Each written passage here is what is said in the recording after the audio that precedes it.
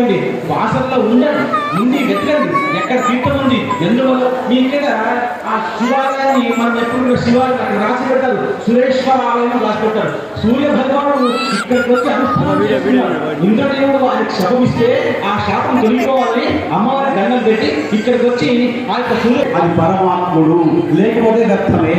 గుర్తుపెట్టుకోండి. కాబట్టి ప్రమాణాన్ని వెతికే ప్రయత్నం చేయగలదు. ఇదంతా కూడా స్కంద పురాణంలో, బ్రహ్మవగట్ట పురాణంలో, పద్మ పురాణంలో వ్యాస భగవానుడు రాసినటువంటి సరస్వతి మహత్వంలో స్పష్టంగా ఉన్నాయి పుస్తకాలు.